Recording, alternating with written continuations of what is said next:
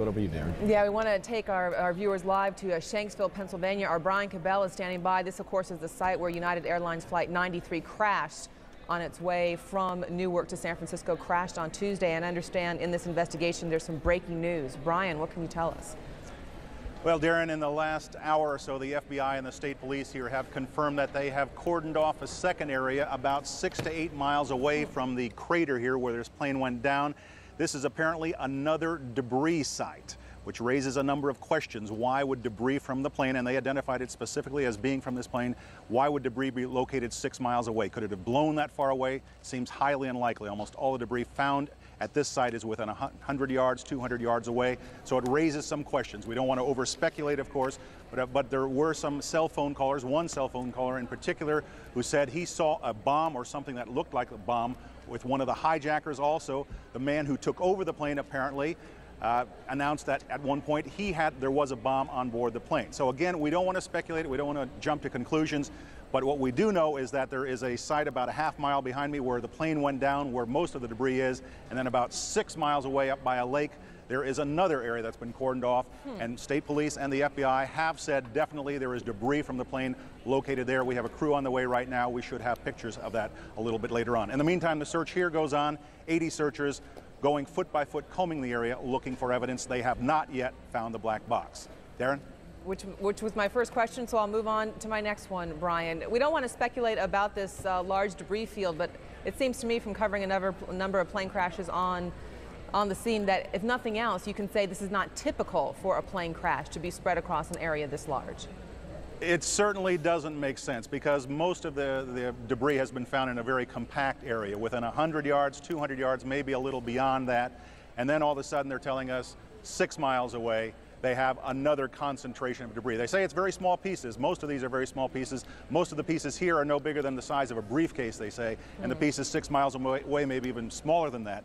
They have talked to a number of individuals here. They say they have talked to people who saw this plane during the final moments. They haven't confirmed whether they talked to anybody who saw this plane actually land, or crash rather. And as to whether it broke up on the way, we don't know that. FBI is being very tight-lipped about that. But again, it leads to that possibility. It certainly leads to a number of questions. You mentioned they have yet to find the black box. It would seem to me, when you compare the 4 plane crashes of Tuesday, this would be the site where they would be most likely to find a black box. That's what they told us initially, and I think they're somewhat disappointed they haven't found it. It's been 48 hours, but they are still hopeful they will find it. There is a pond nearby this particular site. They may have to send divers into the pond. They haven't done that yet, but conceivably it could be in the pond. It could be anywhere. It could be at this other debris site. They've also found some other debris scattered around this area. They say, in fact, some individuals have been collecting it. Again, we're talking about very, very tiny parts. The biggest part they found at this site is an engine part, and most of the other pieces are probably no bigger than this particular notebook. So again, very small pieces.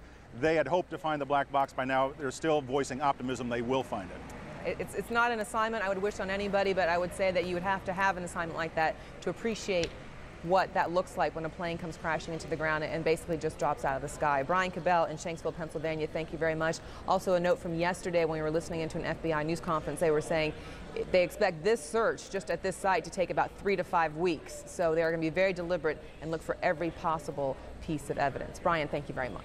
Fires and a second plane that was headed towards the Pentagon at that hour. As is the case when things are unfolding, but one report actually did prove to be true, the crash of a 4th passenger plane, this one in a wooded area of Pennsylvania. Military sources denied that it had been shot down.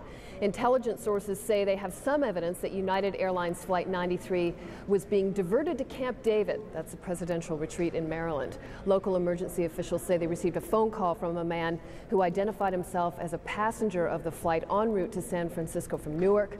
The caller said the plane was being hijacked, crashed about 10 minutes later. 45 people were on board that flight. We have a report now that a large plane crashed this morning north of the Somerset County Airport, which is in western Pennsylvania, not too terribly far from Pittsburgh, about 80 miles or so. I don't think there are enough words in the English language, or there are enough appropriate words to describe the range of emotions that I think Pennsylvanians share with their neighbors in Virginia, New York, and the rest of America after literally witnessing the most brutal act of terrorism, perhaps in mankind, at least in recent history.